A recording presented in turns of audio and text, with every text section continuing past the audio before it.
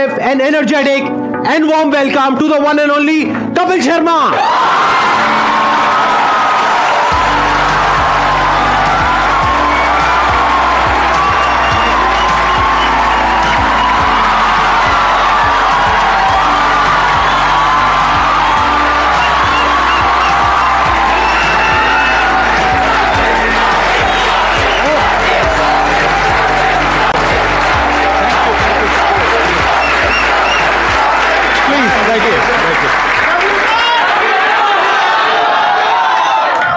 Thank you इतने प्यार के लिए, मोहब्बत के लिए। क्या एनर्जी आप सबकी, वाह।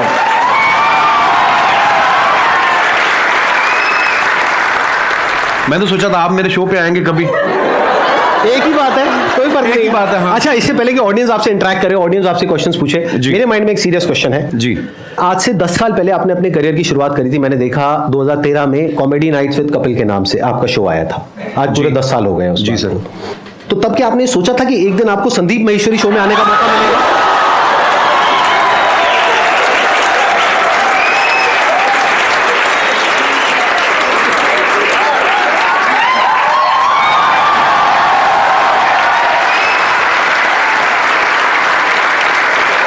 मैं सर आपके वीडियोस देखता रहता हूँ, बहुत अच्छा बोलते हैं आप और बहुत बहुत अच्छा मोटिवेट करते हैं स्टूडेंट्स को, यंगस्टर्स को। मुझे बड़ा अच्छा लगता है। और मैंने 3 महीने के लिए अपना शो बनाया था, पता नहीं चला कब 10 साल हो गए।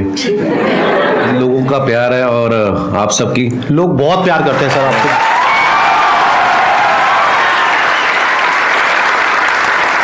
चलिए Q&A सेशन शुरू करते हैं। सर आपसे एक्चुअली एक रिक्वेस्ट है कि आप मोटिवेशनल मंच पे आए हैं तो कॉमेडी के वे में थोड़ा मोटिवेट कर सकते हैं। ये संदीप जी से बेहतर कौन करता है? मैंने इतने सारे वीडियोस देखे हैं कि आपको इतनी मोटिवेशनल बातें करते हैं आपके साथ और बीच बीच में आपको हंसाते रहते हैं, तो इसीलिए शायद इनका शो इतना पॉपुलर भी है। Hello Kapil sir. सर मैं आपका बहुत बड़ा फैन हूँ। Thank you brother. मैं आपके साथ 2 लाइन गाना चाहता हूँ। मैं सीरियसली बोलूँ, आपको देख के मुझे कोई गाना नहीं याद आ रहा। सर मेरे को आ रहा है सर, आपको देख के गाना याद। प्लीज आप शुरू करिए।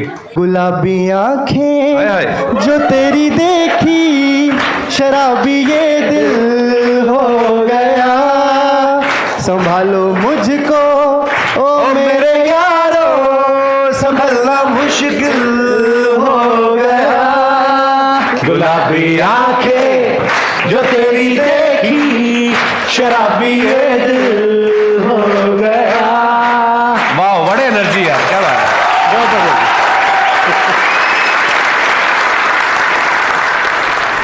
सर मैं बहुत ज्यादा बोलती हूँ, बहुत ज्यादा, हद से ज्यादा बोलती हूँ। भगवान उसका भला करे जिससे आपकी शादी होगी।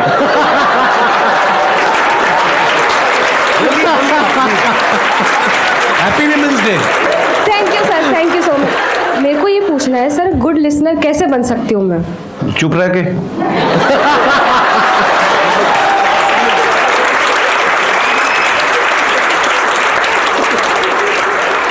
मेरा एक क्वेश्चन था कि आजकल जैसे इंस्टाग्राम पे भी बहुत सारे इन्फ्लुएंसर्स बढ़ रहे हैं, तो कुछ ही टाइम में इनका कंटेंट की कमी हो जाती है। तो आप इतने साल से रेगुलरली कर रहे हैं, तो आप कैसे अपने आप को रेलेवेंट रख रहे हैं और हम सबके लिए मतलब अभी भी इतना एंटरटेन कर रहे हैं, और कैसे कर पा रहे हैं? मुझे ऐसा लगता है आज से जब 15 साल 16 साल पहले जब नेशनल टीवी पे हिंदी में काम शुरू किया था, तो मेरे खुद के दोस्त बोलते थे कॉमेडी बड़ी हो चुकी है, अब नहीं होगी। मैं कहा ऐसे तो सांस भी बड़े ले चुका है ना।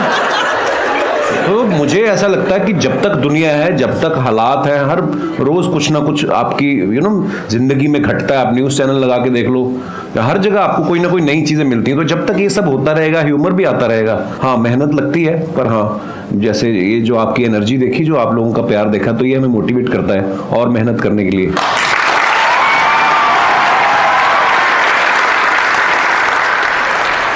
मैं आप दोनों से जानना चाहता हूँ, क्या आपने जो सोचा था, जो मैं इस प्लेटफॉर्म पे यहाँ तक पहुँच जाऊँगा तो मैं ये कर सकता हूँ, ये कर सकता हूँ, ऐसा होगा वैसा होगा, क्या आज वैसा हो रहा है? मुझे लगता है बिल्कुल वैसा हुआ है और शायद उससे कहीं ज़्यादा हुआ है।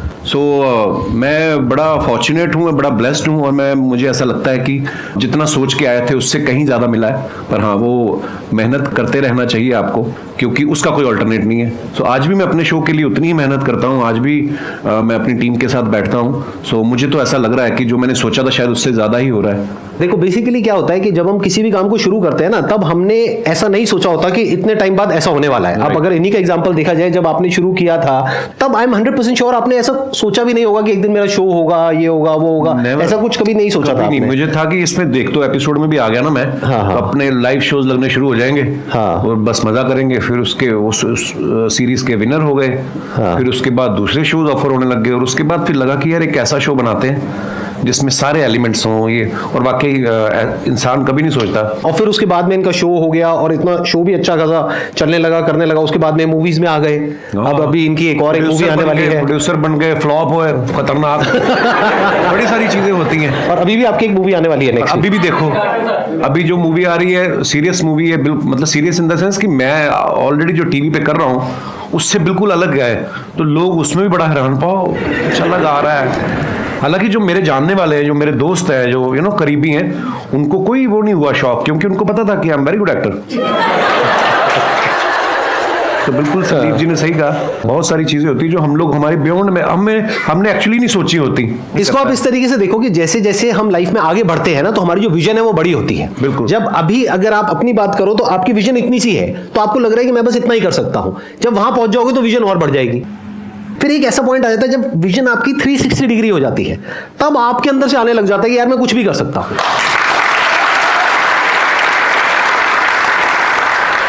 मजा आना चाहिए, मुझे ऐसा लगता है, जो मैंने देखा कि मजा आ रहा तो फिर जिंदगी पता नहीं चलती। 10 साल मेरे कब निकले ये वाले, जब ये शो शुरू किया मुझे जेन्युइनली नहीं पता चला। मैं शादी करना भूल गया था बीच में, फिर मेरे को किसी ने याद किया, बोला कि तुम शादी कर लो, 36 के हो गए हो, 40 के बाद मतलब फिर काम खराब हो जाता है। फिर मैं यार शादी, आपने कोशिश तो बहुत करी थी अपने शो में जी, वो पत्ता सीधा पड़ा नहीं। वो मुझे लगता था कि वो अब यही आ रही है, अगले हफ्ते हीरोइन, इससे बात बन जाएगी। हाँ, वो प्रमोशन करके निकल जाती थी, फिर मिलती नहीं थी।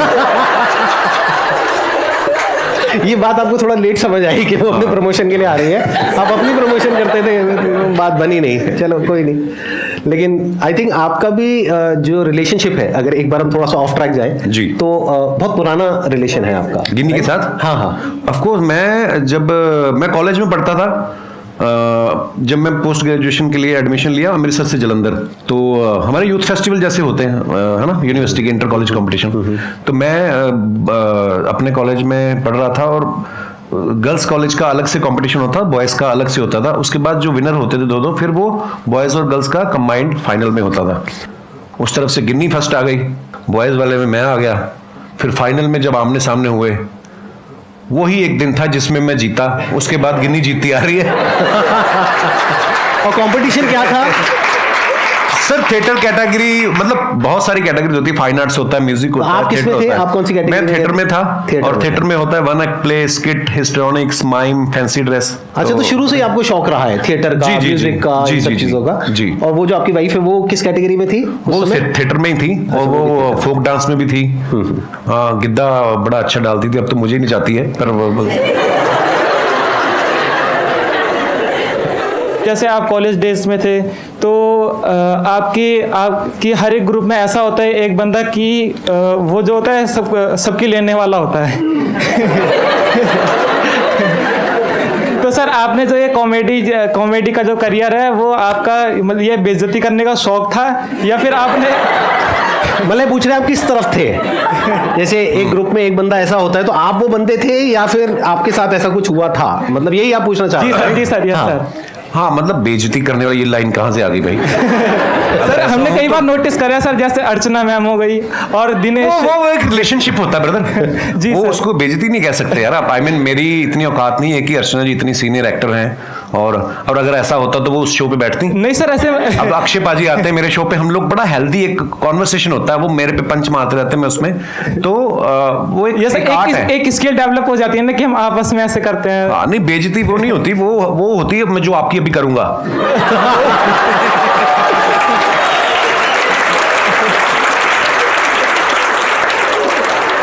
मैं स्कूल में ऐसा नहीं था, बिल्कुल कॉलेज में भी ऐसा नहीं था। हाँ, पर मुझे लोगों को हंसाना अच्छा लगता था, पर मैं बड़ा इंट्रोवर्ट था।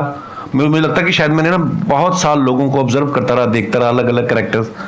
तो जैसे अभी मैडम ने भी सवाल पूछा था, तो वो चीज़ें डेवलप हो रही होती हैं, आपको नहीं पता होता है कि आपके अंदर कुछ डेवलप हो रहा है धीरे धीरे करके। तो अच्छा लगता था लोगों को हंसाना।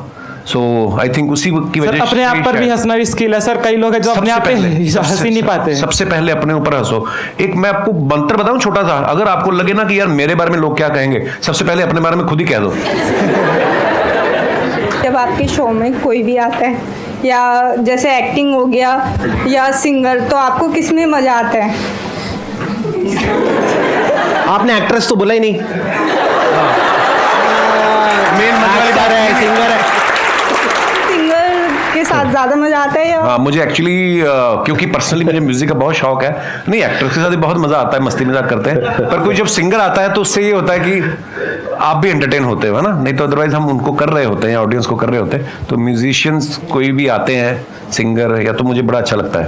Yes, thank you. क्वेश्चन मेरा ये है, जैसे कि सर वैसे मैं डिजिटल मार्केटिंग करता हूँ और क्या कहते हैं मिमिक्री वगैरह भी कर लेता हूँ मैं। अच्छा जी। बट मैं क्या है, मैं कहीं चैनल वगैरह पे किसी चीज़ पे मैंने कोई चैनल वगैरह नहीं बनाया। वैसे क्लाइंट के लिए हम लोग ये काम करते हैं, तो उनकी जो सोशल मीडिया अकाउंट है मैं अच्छे खासे रीच उन पे ला सकता हूँ, बट मेरे को टाइम नहीं मिल पाता। ऐसा भी नहीं है, बहुत कुछ करता हूँ, मतलब समझ में नहीं आता कि टाइम क्यों नहीं मिलता अपने लिए अगर निकालना चाहूँ तो। आप जवाब देंगे, मैं जवाब दूं? हाथ तो नहीं उठाना चाहते ना? मेरा आपसे सवाल है अब, ये सवाल आपने हमसे क्यों पूछा? क्योंकि आपका टाइम है। देखो, मैंने जैसे कहा कि आपको जिस चीज में मजा आता है, अगर आपको लग रहा है कि आपको आप जो कर रहे हैं उसमें आपको मजा आ रहा है, तो फिर आप वो अपने लिए कर रहे हैं, आप ही का टाइम है। और अगर आपको उसमें मजा नहीं आ रहा तो फिर मजा ढूंढने का। नहीं सर, मजा तो आता है, मतलब वही है कि टाइम नहीं मिल पाता, पता नहीं कैसे नहीं मिल पाता। भाई टाइम मिलता नहीं है, निकालना पड़ता है। My question is for both of you कि क्योंकि आप लोग अपनी फील्ड में ना you are the number one, which whatever you are doing right now you are at the top. तो जब आप लोग उस स्टेज पे थे जहाँ पे आपको आपको पता था आपका काम अच्छा है, पॉपुलैरिटी मिल रही है and people around you started recognising you, तो उस स्टेज पे तो सब ऐसा होता है ना कि अरे यार तुम तो बहुत अच्छा करो, यू नो कि भाई अच्छा क्या है बुरा क्या है, but those people around will be a yes person कि आप जो बोलोगे दिल बी यस सर। सो उस सिचुएशन में when you are at place where you can have everything, so how do you maintain that calm and composure? And वो ऐसा होता है ना कि you are you know कि you know what I need to do rather than getting affected by other people's opinion. तो वो अपने आप को कैसे आप मैनेज करते हो उस सिचुएशन में, या अपने आप को कैसे रियलाइज कराते हो कि ये सब जो चीज़ें हैं ना, फेम है जो भी है, ये तो आएगा चले जाएगा, but me as a person my value is determined by my work, so how do you continue to do that? Wow, आपका सवाल भी जो है मैं समझ पाया हूँ, वो एक ही लाइन में चाहे आप पूछ सकती थी, आपने 36 लाइनें बोली हैं, पर वो भी मजा आया आपकी बात सुन के। पता क्या होता है, लोग बड़ा चढ़ाने वाले भी बहुत होते हैं। जब आप थोड़ा थोड़ा कुछ कहीं राइज करना शुरू करते हैं, बड़े लोग होते हैं पाजी आपका तो जवाब ही नहीं है। कॉम्प्लीमेंट ले लो, लेने का मजे करो, मिल रहा है ना, कुछ ले तो नहीं रहा आपसे, उसको सीरियसली लेना। और सबसे इंपॉर्टेंट चीज, जब आप क्रिटिसाइज होते हो, जब आपको कोई अब क्रिकेटर्स देख लो आप, आज अगर कोई सेंचुरी मारता है, उसके घर के बाहर जाके ढोल बजा रहे हैं, अगले मैच पे वो 0 पे आउट हो जाए तो कीचड़ भी फेंक आते हैं। अपने लोग बड़े इमोशनल हैं, प्यार करेंगे, दिल से करेंगे, गाली भी देते दिल से करेंगे। सो ना तो खुशी में ज्यादा, एक्साइटमेंट में ज्यादा उछलने का, और ना ही अगर आपको कुछ बुरा दिन निकल रहा है, हर दिन एक जैसा नहीं होता ना, तो उस दिन ज्यादा टेंशन भी नहीं होने का। और ये चीजें ना शायद उम्र के साथ आती हैं। मैं पहले ऐसा ही था, मेरे को कोई ट्विटर पे एक गाली देता था, मैं 10 देता था उसको ना तो वो धीरे धीरे समझ आ जाती है। आई थिंक उसका उम्र का भी उसमें वो बड़ा होता है। आप जैसे जैसे लाइफ में ग्रो करते हैं, परिवार वाले हो जाते हैं, बच्चों वाले हो जाते हैं, ये चीजें जो उम्र के साथ आती है वो उसी के साथ आती है। सो हाँ, कोई भी चीज परमानेंट नहीं है, ना आपका फेम, ना आपका ना आपकी तारीफ जो है वो परमानेंट है, ना ही आपका क्रिटिसिज्म जो है परमानेंट है। सो बस रिलैक्स रहने का। और ये चीजें ना कई बार टाइम के साथ साथ ही समझ आती है Actually. मतलब अगर आप ये एक्सपेक्ट करोगे कि मेरे को या इनको एक पर्टिकुलर एज पे ये सब कुछ समझ आ जाता 10 साल 15 साल पहले, तो ऐसा नहीं होता है। ऐसा नहीं होता। जब हम वो चीज कर लेते हैं और वो गलतियां करते हैं उस तरह की, राइट, कि जब वो दिमाग पे चढ़ता है। अगर कोई आपको कहता है ना कि हाँ सक्सेस फेम दिमाग पे नहीं चढ़ता है, झूठ बोल रहा है वो इंसान। सबके चढ़ता है, सक्सेस भी दिमाग पे चढ़ता है और फेलियर भी दिमाग पे चढ़ता है। हाँ, तो जब ये दोनों चीजें दिमाग पे चढ़ती है और हावी होती है, तब हमें अंदर से समझ आता है कि अच्छा इसकी वजह से क्या गड़बड़ हो रही है। फिर इंसान धीरे धीरे उसको हल्के फुल्के तरीके से लेने लग जाता है। हाँ, एक टाइम के बाद कोई चीजें आपको इफेक्ट नहीं करती, आप मर जाते हो।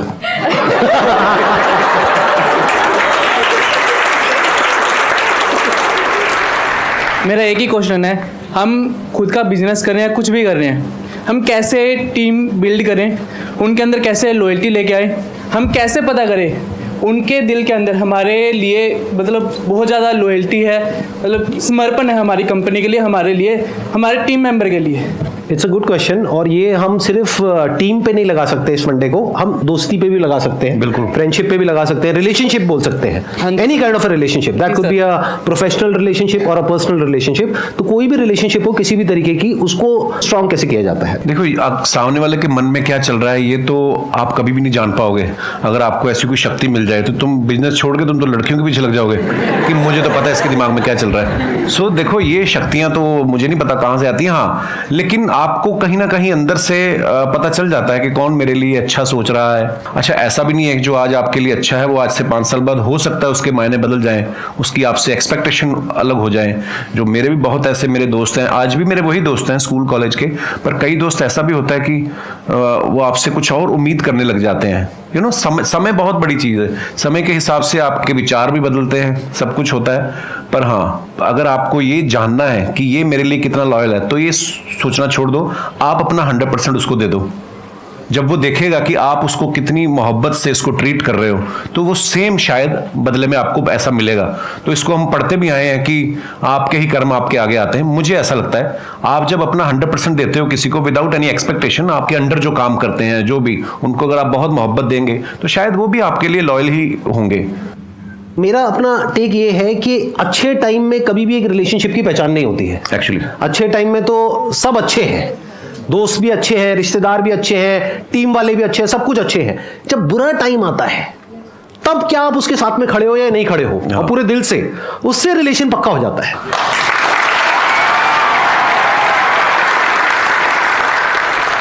मैं आप दोनों की बहुत बड़ी फ़ैन हूँ। Thank you. प्लस आप दोनों ही बहुत पॉजिटिव पीपल हो, लाइक अगर देखें तो किसी को हंसा सकते हो बहुत इजीली और मोटिवेट भी कर सकते हो अपनी कॉमेडी से और अपनी बातों से। सब अग्री करेंगे कि हम कोई भी काम स्टार्ट करते हैं तो हम बहुत इम्पेशेंट हो जाते हैं उस चीज़ को लेके। तो आप इम्पेशेंट आप दोनों भी होते होंगे, तो आप कैसे डील करते हैं उस चीज़ से? दोनों लाइफ में जो सबसे बड़ी क्वालिटी हम सबके अंदर होनी चाहिए, जो आई एम 100% श्योर इनके अंदर भी है, और वो लोग जो आगे बढ़े हैं लाइफ में सबके अंदर है। लाइफ में अंदर चाहे जैसी भी हालत है, मन है चाहे नहीं है, जो करना है वो करना है। As simple as that, the show must go on. ये क्वालिटी हमारे अंदर सबके अंदर होनी चाहिए अगर हम लाइफ में आगे बढ़ना चाहते हैं, तो जो आज की जनरेशन में बहुत कम लोगों के अंदर होती है। हम क्या सोचते हैं, काम को शुरू करते हैं, रिजल्ट नहीं आया, छोड़ो बेकार है, फिर किया नहीं आया, बेकार है। बेकार है क्या होता है, करना है तो करना है ना। आगे सर आपकी बारी। सेम। मुझे पता था ऐसे ही कुछ आने वाला है यहाँ पे। Thank you so much sir यहाँ पर आने के लिए।